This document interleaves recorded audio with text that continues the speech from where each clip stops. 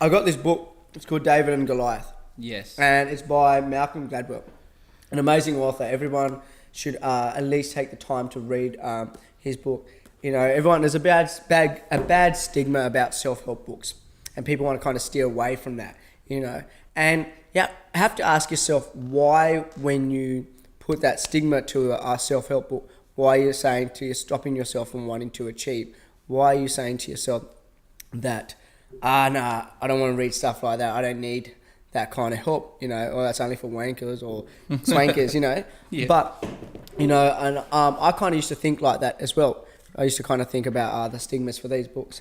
But I started reading them, and it changed the way I look at little things in my life and the way my relationships are, because most of what you are living on when you're living on Earth is based upon relationships, a relationship with yourself, a relationship with everybody else.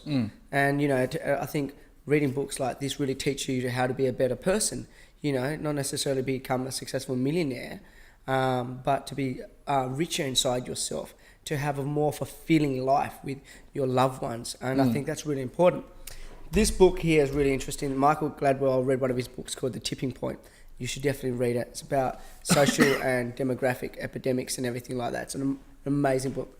So when I saw this book, I was like, I've got to read it. And I just love the whole story of David and Goliath, you know, this little shepherd killing a big 10-foot monster guy, you know. And the concept of the story is of this book so far is about that to beat your opponent. What it is, it's someone's strength is also can be someone's weakness. Yeah. And it's talking about how David had all the didn't have Goliath's strengths, but was able to defeat him because of the amount of issues, because of Goliath's strengths. Probably losing everyone here, but it's about attacking your opponent in a different, and not playing at the same ball game as that person. Thinking outside the square to beat them, because if you're like 5'2", which is me, and I'm going up against someone really big, I'm physically going to lose when it comes to a game of like a fight. You know, I'm not going to win that. But how am I going to win? Necessarily, mate. No, most likely. Like, I mean, yeah, look, if I trained and everything. But I talk about this story. So the other day, I read this book. I was reading a bit of this book, and I was in traffic, and I was driving along, and this guy cut me off. Like I'm driving like this, right? And I'm in front of him, and he comes on the inside, and cuts me in like this. And I'm like, and I never really like to invest in in negative emotion and then implement it with a negative behaviour. Right? I remember that on the phone when you talking to me. Dude, that's when I'm talking to you. I was on the phone to you.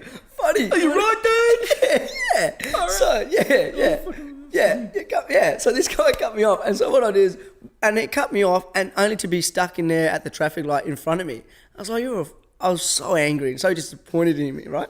So I put my lights on. At that point, who were you being, David or Goliath? No, well, at that point I was being Goliath, right? So I put my high beams on just to piss him off. Oh. Right? Next minute, he fucking opens the door of his car. Yeah, I heard him. Yeah, steps out, right? And I was like, and he's like a 10-foot fucking Maori bloke. Oh, shit. So I was like, fuck. Comes to my car and he goes, mate, what do you fucking think you're doing? I'm like, mate, you cut me off, buddy.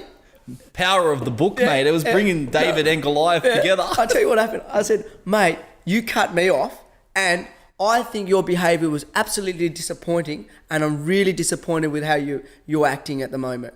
And he's like, what?